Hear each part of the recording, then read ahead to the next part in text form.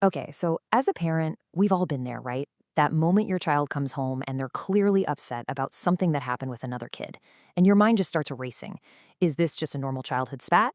Or is it something more? Knowing the difference is absolutely everything, and that's exactly what we're going to break down today. This is the big question, isn't it?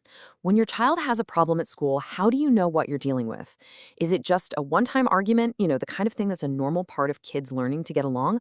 Or is it the beginning of a pattern, a really destructive one? Getting that distinction right is so critical. Because honestly, figuring that out is the most important first step you can take. How you respond and how you help your child through it really depends entirely on understanding what's actually going on. So let's start by getting a really clear definition. All right, so let's get right to it. What are we actually talking about when we use the word bullying? Let's get the official definition down so we're all on the same page. Okay, here it is. Notice, it's not just about being mean. It's very specific. The use of force, coercion, or threats to abuse, dominate, or intimidate. Those last two words are really the key here. Dominate and intimidate. It's all about a power imbalance. So you can basically boil that definition down to three key things. First, it is on purpose. It's intentional. Second, and this is a big one, it's repeated. It's not just a single bad day. It's a pattern. And third, it's all about that power imbalance we just talked about. The whole point is to intimidate and have control over someone else. So now that we have that definition locked in, it becomes a lot easier to draw a clear line in the sand. This next part is all about telling the difference between actual bullying and, the normal everyday conflicts that are also just a part of growing up.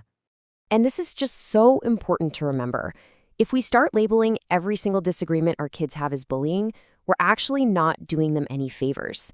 Kids need to learn how to work through friendships, and sometimes that means having a falling out. It's really about giving them the right tools for the right kind of problem.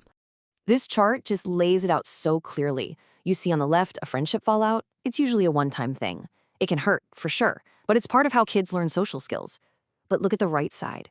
Bullying is intentional, and there's that word again, repeated. It's not about learning, it's about power. Okay, so you get the difference. Now for the most important part. What can you actually do? Let's get into the practical, concrete steps you can take as a parent to really support your child through this.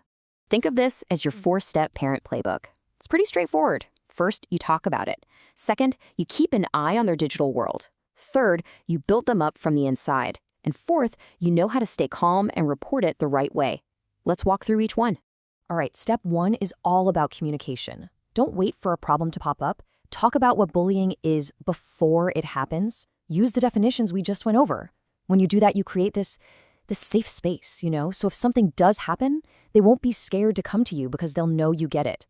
Now, step 2 brings us into the modern world. Bullying isn't just happening on the playground anymore, it's online. So monitoring their social media and phone use, well, it's not about being a spy. It's simply about safety. It's making sure their online life is a positive space, not a harmful one.